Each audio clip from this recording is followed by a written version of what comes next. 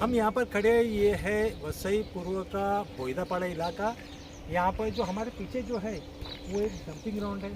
यहाँ पर वसई विहार महानगर पालिका डेली का सैकड़ों टन कचरा यहाँ पर जमा होता है और महानगर पालिका इसी तरह से पहाड़ बना के रख देती है।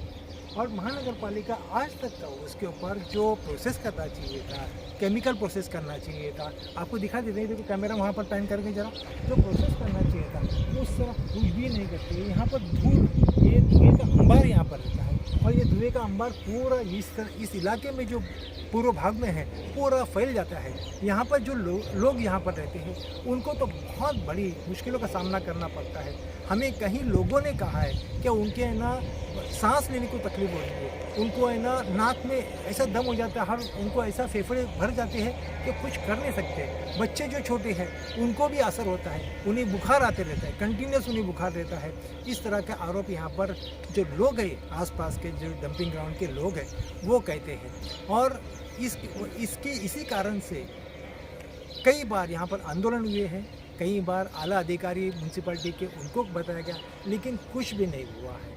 और इस वजह से यहाँ पर लोगों को ऐसा हो रहा है कि कहाँ ये डंपिंग ग्राउंड आ गया है और उनकी ज़िंदगी खराब हो गई है।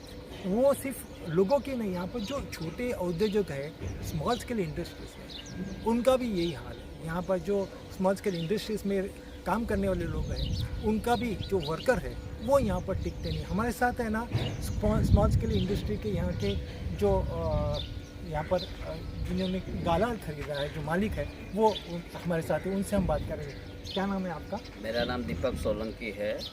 सागर प्लाजा सोसाइटी में मेरा इंडस्ट्री में गाला है। यहाँ डंपिंग यार्ड के हिसाब से इतने तकलीफ़ हो रहा है हमारे वर्कर लोग को, कोई काम करने को तैयार नहीं है। नया रोज़गार लाते हैं तो 2 दिन करते हैं वापस चले जाते हैं। उनको बास इतनी आ रही है, धुआं इतना आ रहा है कि सांस तक ले नहीं सकते हैं वो। तो अभी हम कैसे इधर इंडस्ट्री चलावे, कोई वर्कर काम करने को तैयार नहीं है। तो अभी इसके बारे में क्या कर सकते हैं महानगर पालिका, वो जल्दी से जल्दी एक्शन लेवे तो हमारा कुछ इंडस्ट्री का इधर इम्प्रूव होएगा, नहीं तो हमको इधर से खाली करके जाना पड़ेगा। आपने ये म्यूनसिपैलिटी को कहीं जो बड़े अधिकारियों को कहा है ये इस तरह की समस्या? मतलब हमने पेपर वर्क किया था, हमने लास्ट 3-4 साल से रेगुलर फॉलोअप कर रहे हैं, पर वहाँ से हमको कोई ऐसा रिस्पॉन्स नहीं मिला कि इसका प्रॉब्लम सॉर्ट आउट हुए। तो हम उसके लिए कंटिन्यूस फॉलोअप कर रहे हैं, पर कोई वहाँ से हमको कोई अभी तक इतना अच्छा रिस्पॉन्स नहीं मिला है। तो हम सोच रहे हैं कि अच्छे से अच्छे जल्दी से काम करें। हमें पता चला है कि यहाँ पर नवनिर्वाचित उप महापौर मार्शल लुपिस यहाँ पर आए थे, उन्होंने दौरा किया था। उनके साथ जितने भी आला अधिकारी म्यूनसिपैलिटी के वो भी थे, और उनके आने के बाद किस तरह से बदलाव हुआ है हम जानने की कोशिश करेंगे। सर, आपसे जानने की कोशिश, आपका नाम और महापौर उप महापौर साहब आने के बाद क्या किस तरह कुछ बदलाव हुआ है, कुछ उम्मीद है आपको? मेरा नाम Robert Rodricks, Vasai industry association joint secretary. यहाँ पे बाजू में सागर प्लाजा कॉम्प्लेक्स है, उनका भी मैं सेक्रेटरी हूँ। और हम लोग बहुत टाइम से तकलीफ़ सहन रहे, बहुत ही तकलीफ सहन रहे। हम लोग बार बार पत्र व्यवहार कर रहे हैं, एक ही पत्र व्यवहार का हम लोग को रिप्लाई आया नहीं है, कुछ एक्शन लिया नहीं। और जब हमको मालूम पड़ा एक इलेक्शन होने के बाद हमारे मार्शल साहब उप महापौर बने, हम इंडस्ट्री वाले और हमारा यहाँ के जो पदाधिकारी है, हम लोग सब उनको मिलने गए, बधाई देने के लिए पुष्पगुच्छ लेके गए। और उनको जो दिन वो चेयर में बैठे वही दिन उनको पुष्पगुच्छ दिया, उनको बधाई दिया। और उनको हम लोग हमारे एक तकलीफ़ बता दिया कि हम लोग यहाँ सालों से ऐसा तकलीफ़ में हम लोग को जाना पड़ रहा है, और हम लोग को वर्कर यहाँ के तकलीफ़ में है, वो भी काम नहीं कर रहे। हमारा बहुत सारे लोग यहाँ से गुजरात साइड में गए। उनके दौरे के बाद कुछ बदलाव हुआ है? उन्होंने हमको बताया कि हम यहाँ पे तुरंत उन्होंने दौरा किया, तुरंत उन्होंने सब इंजीनियर्स को, सब अपना जो अधिकारी सबको फ़ोन लगाया। सब दूसरे दिन तुरंत यहाँ पे 11 बजे सब लोग सबसे पहले तो उप महापौर पहले आए, उनके बाद में इंजीनियर सब लोग आए।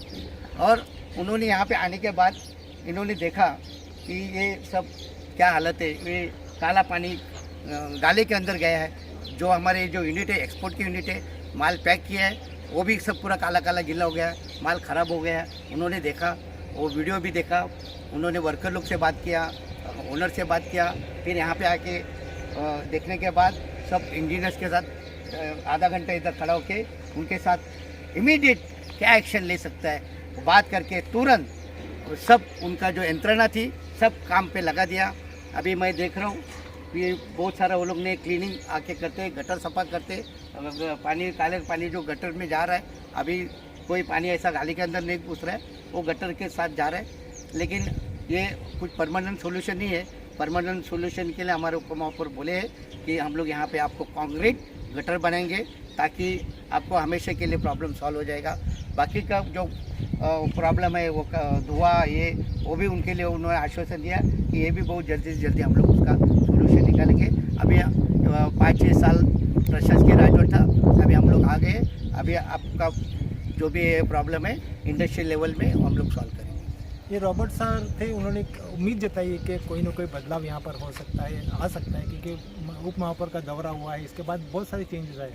हमें भी उम्मीद है कि कुछ ना कुछ यहाँ पर बदलाव हो सकता है और जो ये डंपिंग ग्राउंड में जो धुआं निकलता है या फिर केमिकल का उसका यहाँ पर फवारनी नहीं होती या फिर स्प्रेइंग नहीं होता है, हमें ये उम्मीद है कि उसके ऊपर भी प्रक्रिया करेंगे। हो सकता है जिस तरह पूरे देश में, पूरे राज्य में जो कचरे को लेके, कचरा के संबंध में जो जिस तरह से काम किया जाता है, उसके ऊपर रिसाइकलिंग की जाती है, वो भी कहीं ना कहीं यहाँ पर शुरू हो जाएगा, ये हमारी उम्मीद है।